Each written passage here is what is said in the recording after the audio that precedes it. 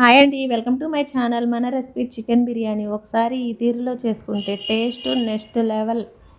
Chicken piece అయితే చాలా అంటే చాలా సాఫ్ట్‌గా, సెమీ సాఫ్ట్‌గా వస్తుందండి. ఒక్కసారి ఇలా ట్రై చేయండి. సూపర్‌గా ఉంటుంది. హాఫ్ కేజీ చికెన్ బాగా 2, 3 సార్లు కలిపి దాంట్లో కొంచెం పెరుగు, పసుపు, ఉప్పు, కారం, సాల్ట్, ఒక టేబుల్ స్పూన్ ఆయిల్ మొత్తం వేసి మ్యాగ్నేట్ చేసి పక్కన పెట్టుకోవాలండి. వేరే గిన్నె తీసుకొని దాంట్లో 2 టేబుల్ స్పూన్ల ఆయిలు, నేనైతే వెన్న వేసి కరిగించి చేశానండి. మా ఇంట్లో నెయ్యి అయిపోయింది. దాంట్లో బిర్యానీ దినుసులండి.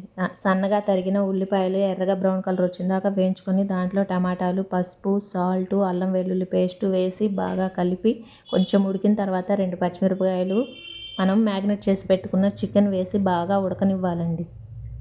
ఉడికిన తర్వాత నానబెట్టుకున్న రైస్ ఉంటది కదండీ! అదేండి నేనైతే సోనా మసూరి రైస్ వాడానండి. బాస్మతి రైస్ ఎప్పుడు తిని తిని బోర్ కొట్టేస్తుందని. సోనా మసూరి రైస్ కూడా చాలా అంటే చాలా టేస్టీగా ఉంటుందండి. బాస్మతి రైస్ కంటే సోనా మసూరి రైసే చికెన్ బిర్యానీకి చాలా అంటే చాలా బావుంటుంది. దీంట్లో ఒక సీక్రెట్ ఉంది అని చెప్పాను కదండీ! చికెన్ తేగానే వండాలి అంటే అవి లబ్బర్ ముక్కల్లా ఉంటాయి. ఐస్ వాటర్‌తో కడిగేస్తే చాలా సెమీ సాఫ్ట్‌గా ఉంటుందండి చికెన్. మీరైతే సబ్స్క్రైబ్.